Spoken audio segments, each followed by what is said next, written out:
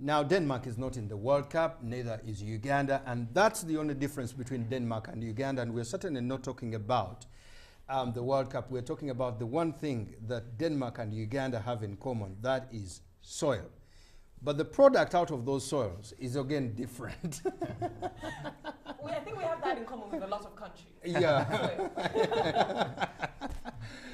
No, and we have Anders Frigad, who is an agroeconomist, MBA, that is, and managing director of Danish Know-How, and these are agribusiness, these are entrepreneurs, and these are people developing agriculture. I think that is right there.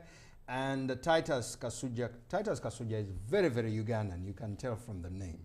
But he has been out there in Denmark learning how farming can be done right. Now, Anders, we were talking about policy. I think that government policy is such an important ingredient in the development of agriculture. That's what I want to think.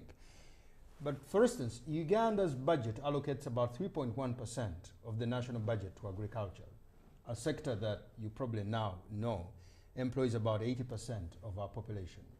Do you think, even with the prayer, that will get us to where you are? I think not. I don't think the target or the objective should be to change Ugandan agriculture into Danish agriculture, because you have a lot of people working in the countryside and in rural areas, and we should not change that to large-scale Danish agriculture style. Why What not? we should try to do is to change so that we can create jobs and create profitable business on the rural areas. I don't think that we should change it that way, that we want Uganda to look like Denmark. But shouldn't we mechanize? I will say that, as I said also before the break, that productivity is everything. Productivity on each area is important. And it's not necessarily to put together a big area and change that and grow that with big machinery. It's about still you can grow by hand, you can do that efficiently. And I think that should be the focus. Of course, if you want to grow really crops like maize and rice and stuff like that, you need machinery. But many crops you can also do by hand, and you can do that profitably. I like the way he's gone with this, because we keep thinking we're crippled because we do not have all these mechanisms and all these big tractors, and we think that because we don't have that we can't produce as much. It's more about efficiency, right? I wanted to know, what is the involvement of the Danish government in the farmers, the whole agriculture sector? Do you rely on the government as much as, or is it farmers union, or is it just the farmers, every man for himself? What is the system there?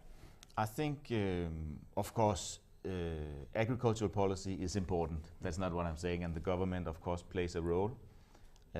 What most Danish farmers, when I visit them, what they tell me is that, well, we don't care about the policies and the prices and the new requirements coming from the government. We're not agreeing with that, but we know we cannot change it. So what we focus on is to be about the 20% most productive in the country. So, and I think that's a little bit of fear. Also, as you say, that some farmers here in Uganda, they maybe say that, well, we are not efficient, we are not productive, because we don't have the right policy, we don't have the finance, and we don't have the mechanism and so on. Yeah. And that's a risk to go into that road. I think you can still, even there are problems, and you don't feel that the government is supporting you as they should, but still focus on your productivity and optimize that. You will be successful in Denmark and Uganda. It's the same. Titus, you're shaking your head. Do you agree entirely? Even with prayers, I don't think Uganda will reach the level of agriculture in Denmark in centuries. Oh, why? Unless the government changes the policies. When you look at which NADS, policy needs changing? When you look at NADS, it's an advisory board to agriculture. Now that has been removed? Now that has been disbanded. Anyway. I read in the papers that it has been disbanded and it is to be put in the army veterinaries. Soldiers now are coming. Soldiers are coming in. I'm not criticizing the system, but I, for one, I wouldn't. If you look at the Danish agriculture system, it is not in the hands of the soldiers. The problem here is corruption. That's why our dear president wanted to entrust it in the people he was with from the very beginning. But I don't think that will work out. Why not? It won't work out. First, there has to be awareness, or the policies in agriculture has to be put directly to the real farmers, the players, as in Denmark.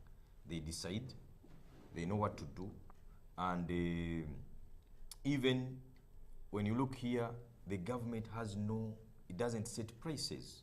Tomorrow you buy tomatoes. So who sets the prices? In Denmark, it is the government. Oh, No, It you is can, you can say, what I believe works very well in Denmark is that there is a competition. There's a hard competition, yes, also on prices, and we have, the market is doing all regulations in Denmark. Of course, the government, they say that you cannot make a lot of pollution, you cannot be, you have to They make sure manage that your animal welfare is okay, all these things. Yeah. But the prices and the way you operate in the market is purely on Set by the- commercial terms. does the Which is market, important, I does the forces of demand and supply set the prices, or are the prices? Because what I want to know is, tomorrow I'm going to go into producing tomatoes or onions, but whilst I go in, a kilo of onions, for instance, is 5,000.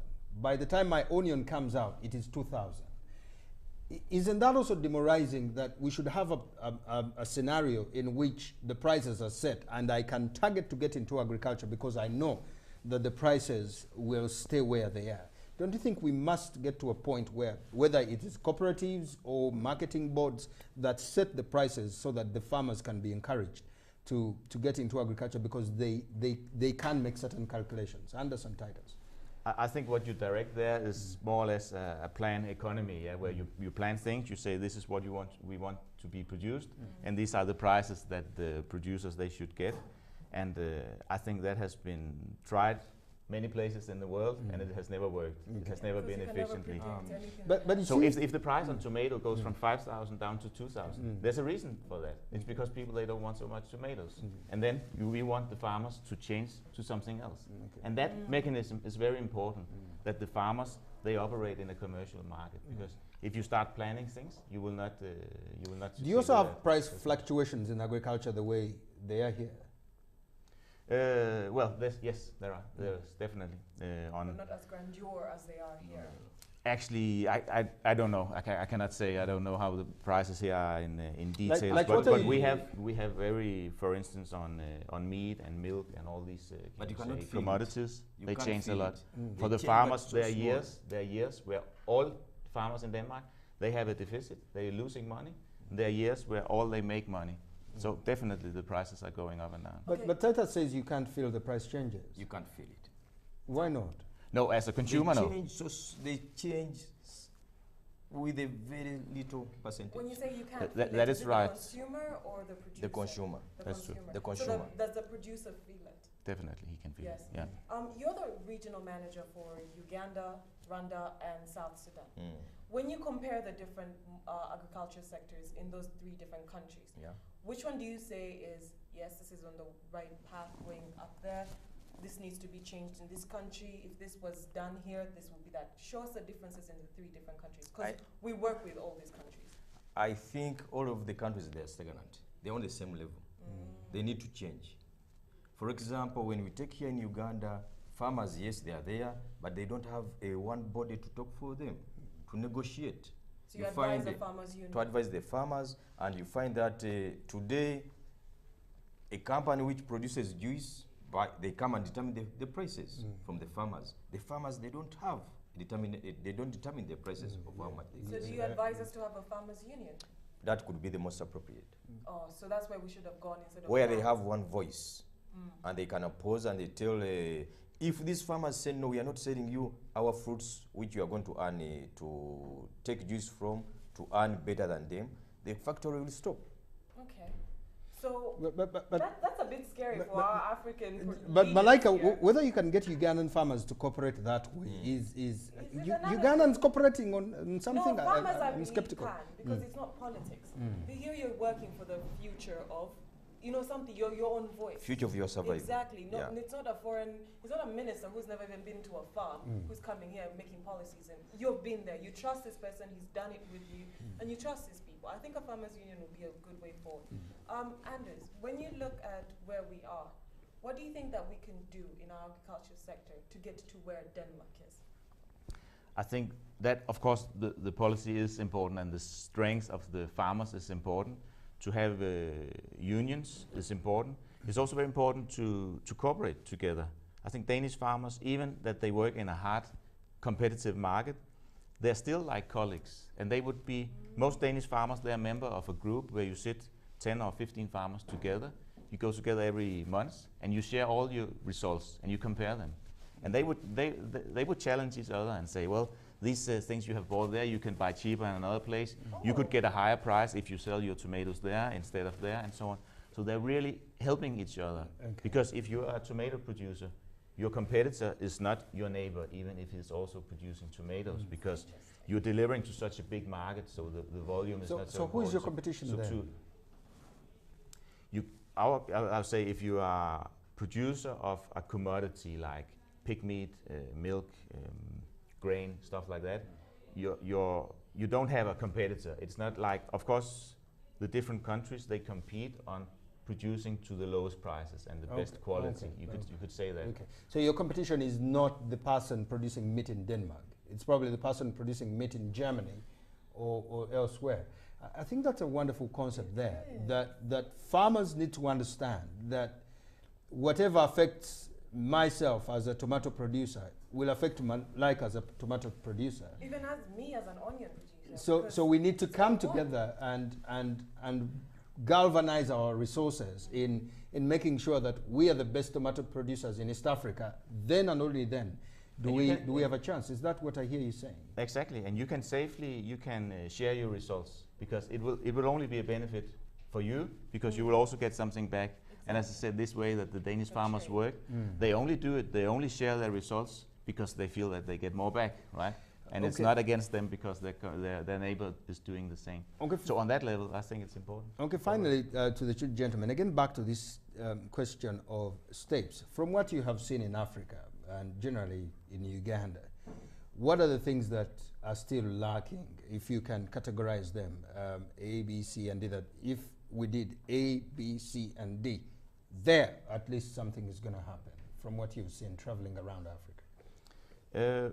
Well, I think, of course, government interventions can be needed and important. And I think not on prices and market, I don't believe on that. But I think that to make it attractive, you need people with resources, with a good commercial mindset. We need them into agriculture, We need them to spend their good qualities in agriculture.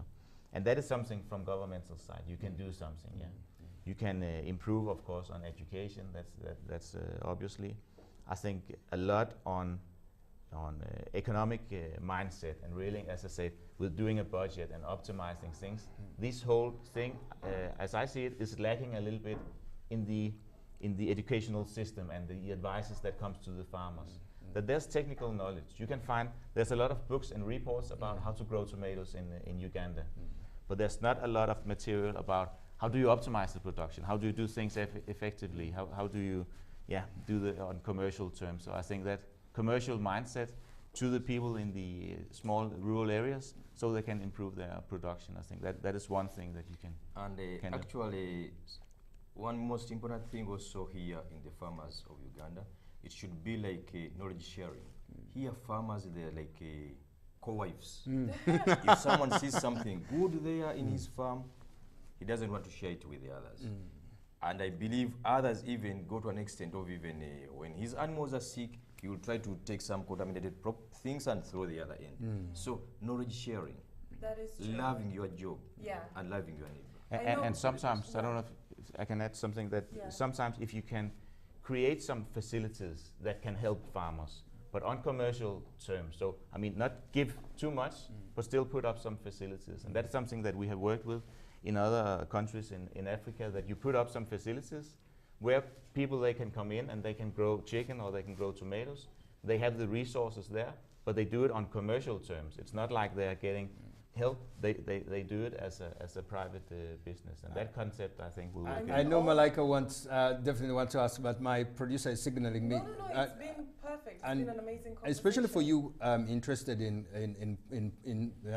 developing pork, pork industry. Yes. But thank you so much, Titus Kasuja and Anders Frigad from Danish Know-How for speaking to us. I hope that you farmers out there have learned something to do, especially not living like co-wives when you are both involved in agriculture.